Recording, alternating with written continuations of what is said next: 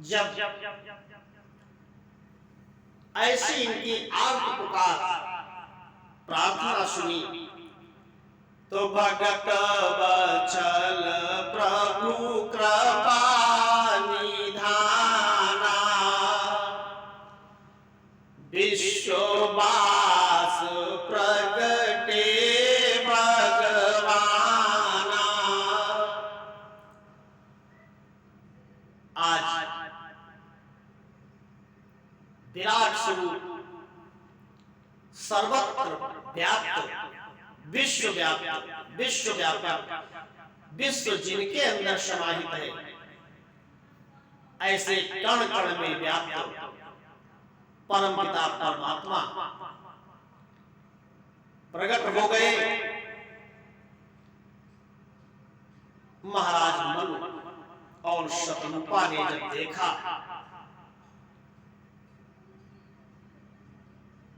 इनके स्वरूप को,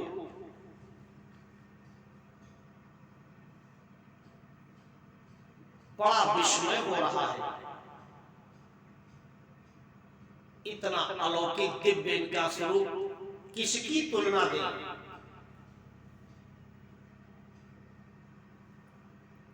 कैसे बताएं कि वो कैसे लग रहे थे। संसार में ऐसी कोई वस्तु नहीं जो उन परमात्मा से सुंदर हो।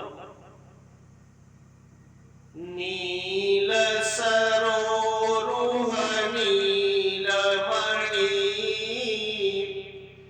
नील नीरधर श्याम, लाजहि तन शोभा निरखी, कोटि कोटि शतकाम।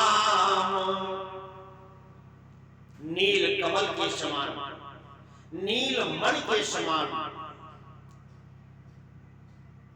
इनका सुंदर शरीर है। करोड़ों करोड़ों कामदेव उस शरीर, उस सुंदरता, उस छवि को देख करके लज्जित हो जाते हैं। उपदराजीव बरनी नहीं जाही, ओ मुनि मन मधुप बसहि जेठ माही।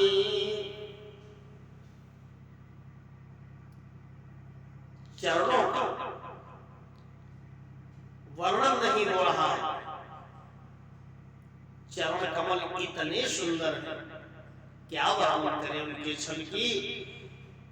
मुनियों रूपी भौरों के मन जिनमें सदैव निरंतर रमण किया करते हैं, ऐसे उनकी सुंदर पद।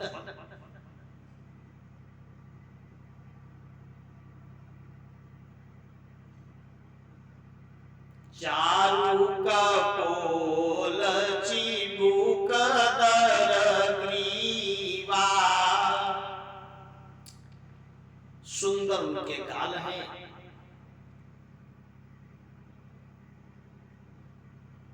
बहुत विलक्षण उनकी गर्दन है। बामो भाग शोभती अनुकूला, आदि शक्ति छवि निधि जगमूला। उनके वाम भाग में आदि शक्ति सुंदरता की खान,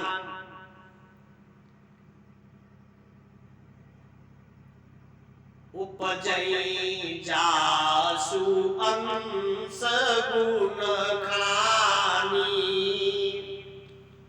अगणित लक्षी उमा ब्रह्मानी।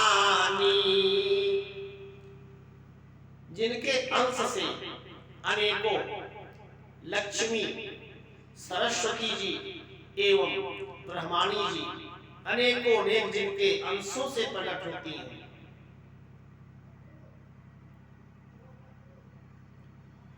यहाँ तक कि ब्रह्मटी विलास जासु जग होई, राम बाम दिसि सीता सोई। ब्रह्मटी के इशारे से जिस संसार की सृष्टि करती हैं, सृजन करती हैं और भव भव विभव पराभव कार्य पराभव करती हैं, ऐसे भगवान की आदि शक्ति सीता जी के वाम भाग में शोभित हो रही हैं। आज भगवान राम और सीता के दर्शन से इनकी तृप्ति नहीं हो रही, बराबर देखे जा रहे हैं। चितवई सादर रूप अनुपा, तृप्ति न मानहि मनुसत रूपा। चितवई सादर रूप अनुपा, उस अनुपम रूप को ये बड़ी श्रद्धा के साथ देख रहे हैं और तृप्ति न मानहि मन शत्रुपा। आज इनके मन में तृप्ति नहीं हो रही है, ये इनका मन बार बार भगवान के उस स्वरूप को देखते जा रहा है, देखता जा रहा है, तृप्ति नहीं हो रही है। भगवान ने जब देखा ये कुछ मांग ही नहीं पा रहे हैं, इतना विह्वल है हमारी भक्ति में, तो स्वयं भगवान ने ही कहा कि बोले कृपा निधान तब अति प्रसन्न जिय जानी, मांगहु पर जोई भाव मन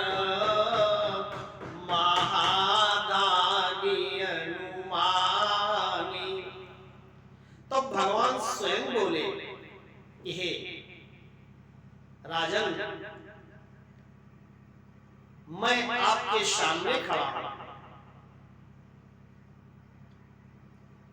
कुछ भी ऐसा नहीं जो अब तुम मांग नहीं सकते हो। महादान अनुमान,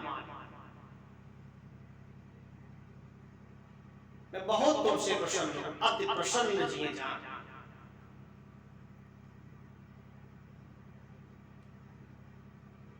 जब भगवान ने इनके ध्यान को हटाया, इनसे पुनः मांगने को कहा, इन्होंने हाथ जोड़ करके कहा, हे प्रभु, नाथ देखी पद कमल तुम्हारे, अब पूरे सब काज हमारे। हे नाथ, आपके चरण कमलों को देख करके हमारे तो सभी कार्य, सभी मनोरथ पूर्ण हो गए। हे प्रभु, क्या मांगू आपसे?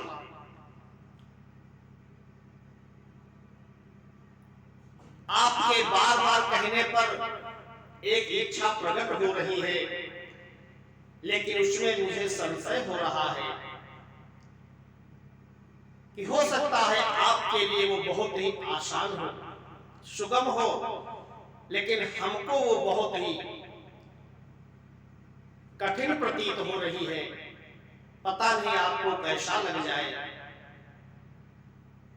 एक लाल सा बड़ी मन माही, सुगम अगम कही जात सुनाही। कहीं नहीं जा रही है, मन में संशय हो रहा है, कहीं आपको अच्छी न लगे, इसलिए मैं कह नहीं पा रहा हूं।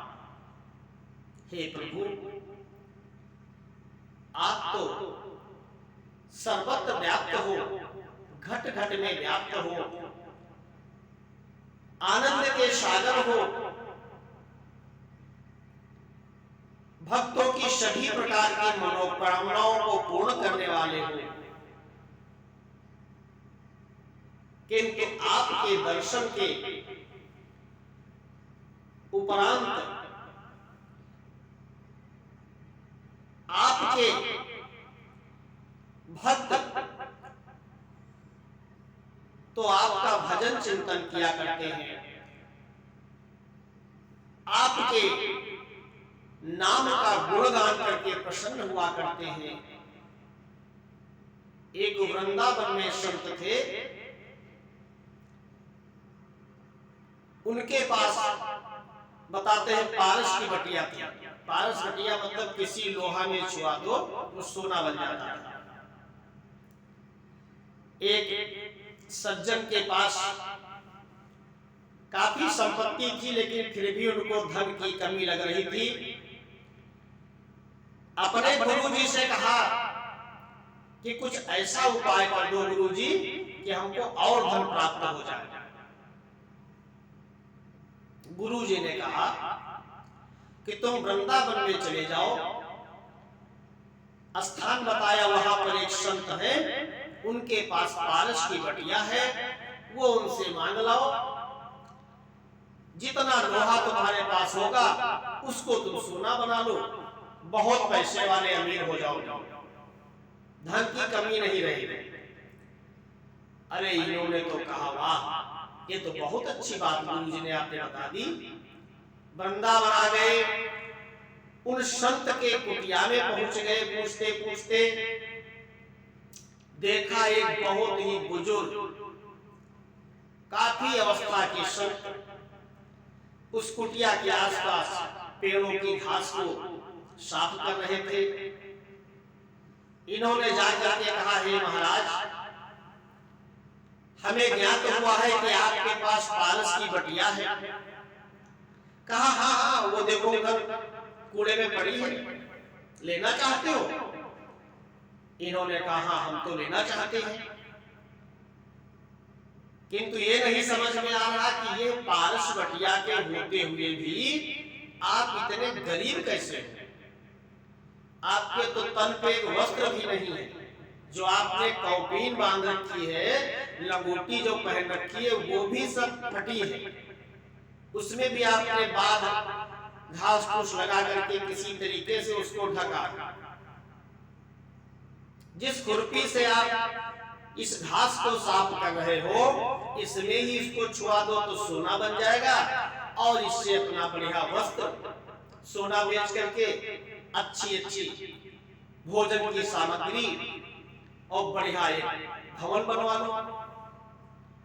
महात्मा जी ने कहा, देखो भाई, आप पारस मणि लेने आए हो, उधर कूड़े में पड़ी है, हमारे किसी प्रयोजन की नहीं है, आपकी इच्छा हो ले जाओ, नहीं तो हमें अपना कार्य करने दो।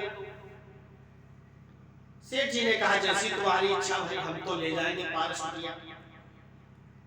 पारस बटिया को उठा लिया, लेके चलने लगे।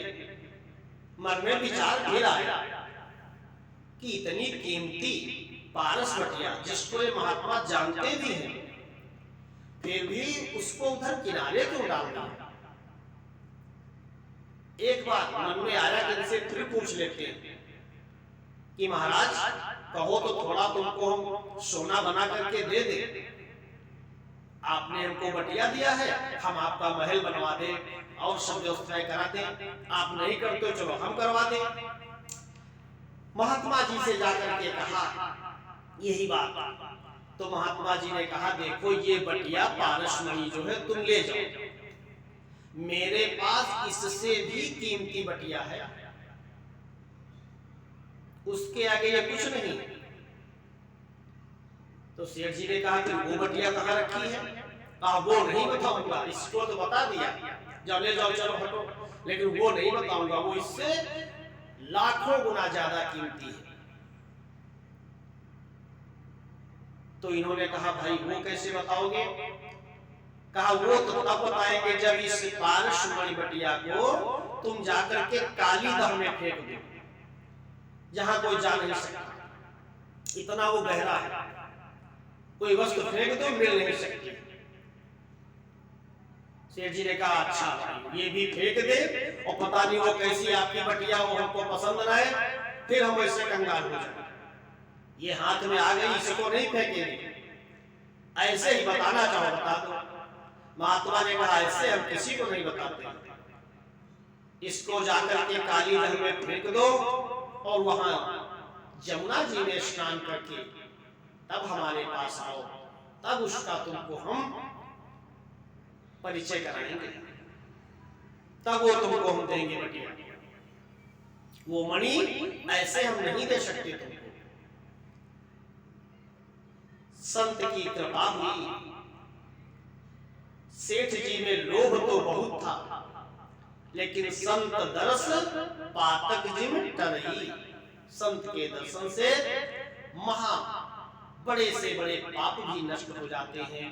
आज इनकी बुद्धि निर्मल हो गई, अंतःकरण शुद्ध हो गया, संत दर्शन का लाभ देखिए, इनके मन में विचार आया कि ठीक है इस बटिया को अगर महात्मा जी ने त्याग दिया है, फेंक दिया है, कूड़े पे पड़ी थी, तो हम भी इसको इनके बताए अनुसार काली दह में फेंक देंगे, स्नान करके आएंगे, और जो इससे श्रेष्ठ बटिया है मणि इनके पास है उसको हम जान देंगे।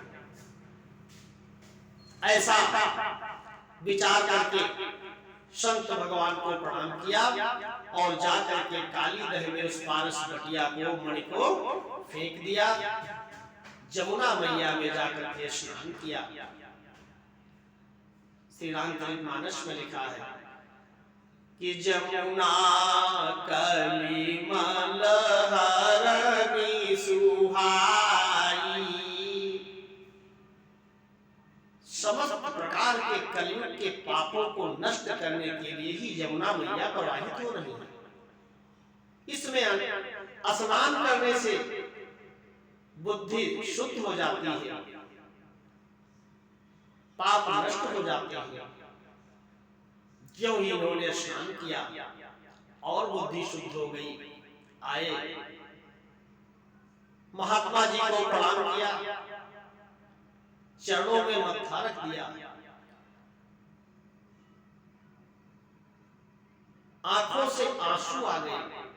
कहा हे महात्मन, उस मणि का हमको परिचय करा दीजिए जिसको आप अपने पास रखे हो। बहुत सी शर्तों के बावजूद आप उसको बताने पर तैयार हुए हो। ऐसी कौन सी मणि है जिसके आगे पारस मणि बेकार है? आपने इसके कूड़ा करकट पर इसको फेंक दिया। संत जी ने उनको सामने बैठाया, आचमन कराया, कान में उनके बोल दिया, राधे कृष्णा राधे कृष्णा राधे कृष्णा। जो ही ये संत महाराज की वाणी गुरु कृपा इनके कानों से अंतःकरण में उतरी, समस्त इनके मन का जो मल था नष्ट हो गया, बुद्धि शुद्ध हो गई। बैठ गए, दंडवत प्रणाम किया और हाथ जोड़ करके कहा हे परमात्मा, हे गुरु, आपके कृपा से हमारे अंदर का जो लोभ था, मोह था, अज्ञान था, सब नष्ट हो गया है। आज हमको उस पारस मणि से श्रेष्ठ अब ये मणि प्राप्त हो गई है, अब हमें उसकी कोई आवश्यकता नहीं है। बैठ गए, संत के द्वारा दिया गया नाम जप करने लगे। परमानंद की प्राप्ति हो गई। संसार से संबंध छूट गया। महाराज मन ने कहा, हे प्रभु, आपके नाम में इतनी सामर्थ्य है,